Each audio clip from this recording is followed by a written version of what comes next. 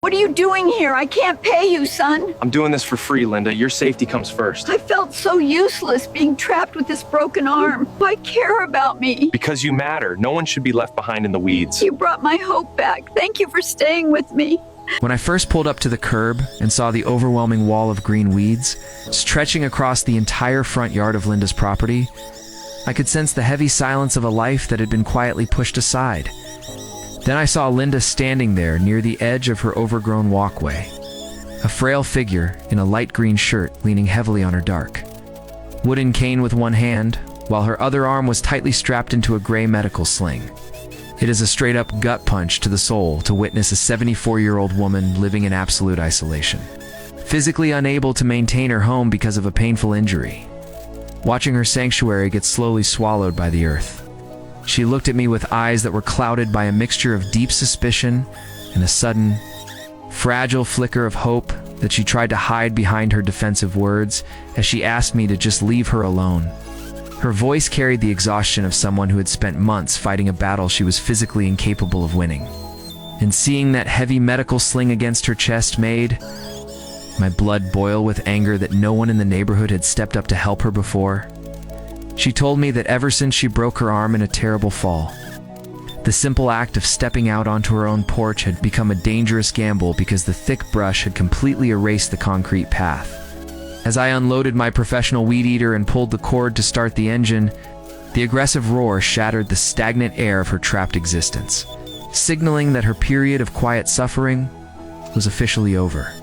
Every pass I made with the trimmer, every thick stalk of weed that flew through the air, and every inch of the original concrete path that I uncovered felt like I was physically breaking the chains that had kept her prisoner in her own home. The air filled with the sharp, clean scent of cut grass and turned soil. A powerful sensory roadmap that I prayed would tell her that she was no longer invisible to the world.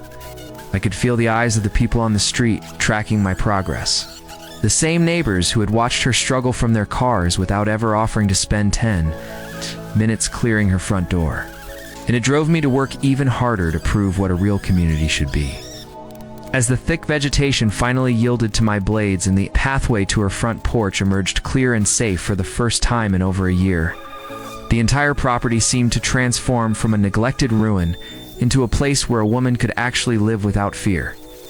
Linda walked slowly down the cleared path toward me, her eyes glistening with tears as she looked down at the clean concrete that she thought she would never see again. I realized then that I wasn't just performing free landscaping.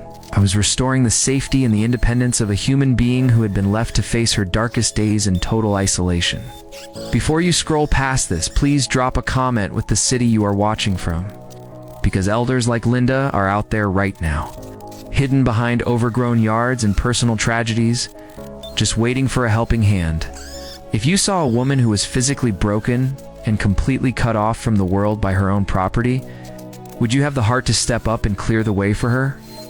Like and share this to remind the world that we do not abandon our fighters when they are down. And today we finally delivered a bit of hope and light back into Linda's weary heart. She spent her younger years working for her family and her community. So today, we made sure the world finally gave back to her when she needed it most. Faith in humanity is officially restored. And we are just getting started on our mission to ensure that no one else has to fade away in silence behind a curtain of weeds. Today, Linda didn't just get a clean yard. She got her freedom back and the comforting knowledge that she is seen. She is valued, and she is never going to be alone again. We showed her that even when life leaves you with only one good arm to lean on, there are still good people who will use both of theirs to lift you back up. What is the one thing you can do for a neighbor who is silently struggling on your street today?